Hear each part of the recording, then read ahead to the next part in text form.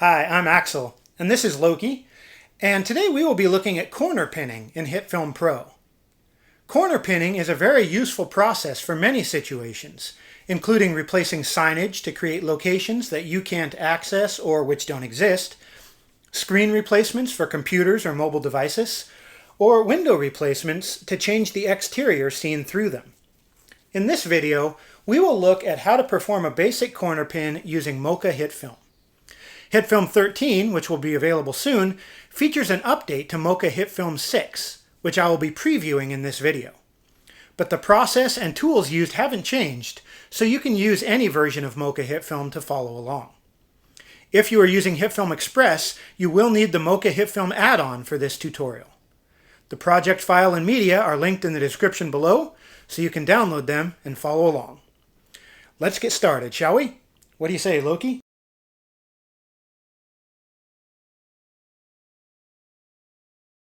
Here in our project, we have our footage, which contains a random sign we want to replace. This is a very common situation where you shoot the exterior of one building, intending it to serve as a different location in your film. So you replace the signage with new images you create using corner pinning to place the new sign into the video. We have a composite shot containing our video already, and the image we want to replace the sign with is in the media panel. Now that we have our bearings, we can proceed with the tracking. In the Effects panel, add Mocha HitFilm to the video layer. Double-click it to open the controls, and click the Launch Mocha UI button. The appearance of Mocha HitFilm has changed a bit in version 6, but everything you need is still readily available. If you have trouble adapting to the improved interface, though, you can select Classic from this menu to switch back to the layout used by earlier versions. A few controls to remember for Mocha. Hold Z and your mouse movement controls the zoom. Hold X and you can drag with the mouse to reposition the image. We want to create an X-spline using this tool right around the outside of the sign. So we select the X-spline tool and click just outside each corner, then right-click to close the shape. Notice the corners are rounded. The blue handle at the corner controls the radius of the X-spline, and we can drag it to make the corner more square. Hold Ctrl, and you can adjust all the corners at once. This isn't so critical for this case, but it is good to know for other projects you might be working on with more detailed spline shapes. Before we track our shape, we want to set up our planar surface. With corner pinning, the corner data we export is based on the exact corner positions of the planar surface, so it is vital that we get this aligned correctly. So, show planar surface, and we get a blue rectangle inside our spline.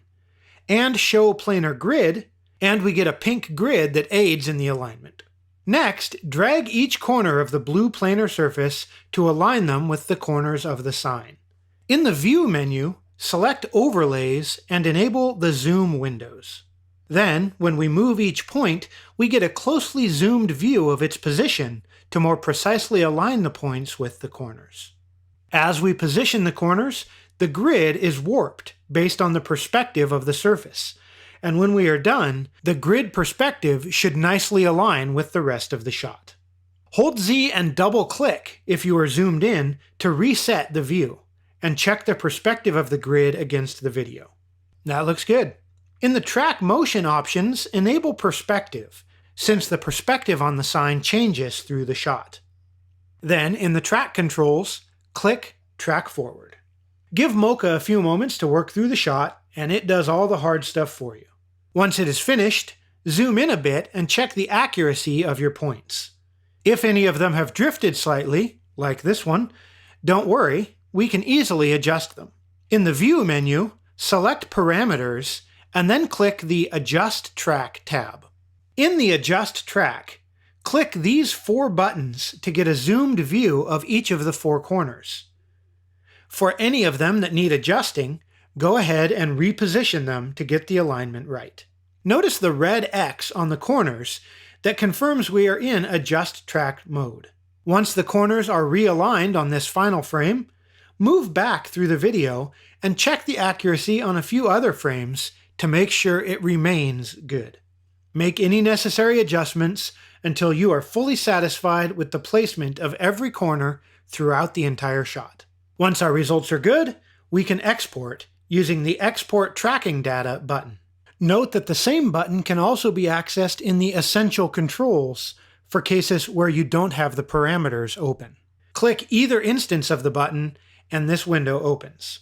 The format defaults to HitFilm corner pin, which is exactly what we want, so click Save, then we can rename the file and choose a location for it, then click Save again to complete the export. Now we can close Mocha HitFilm and move back to the HitFilm Pro interface.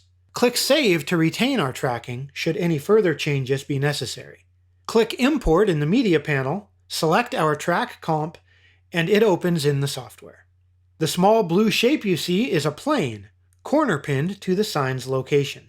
Drag our video file onto the timeline below the plane, and you can preview the track.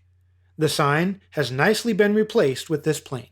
Open the effects for the plane, and you will find a quad warp effect, which contains the position data for each of the 4 corners. It looks great, so now we just need to add in our new sign image. Drag FXhome sign from the media panel to the timeline, above the plane.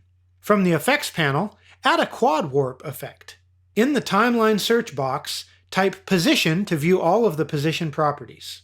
Select all the keyframes in the plane layer's quad warp and copy them using Ctrl-C or Command-C if you're on a Mac. Then select all 4 of the position properties on the image's quad warp effect by Control-clicking each one, or Command-clicking if you're on a Mac. Make sure the playhead is on frame 0, then right-click on one of the position properties and select Paste.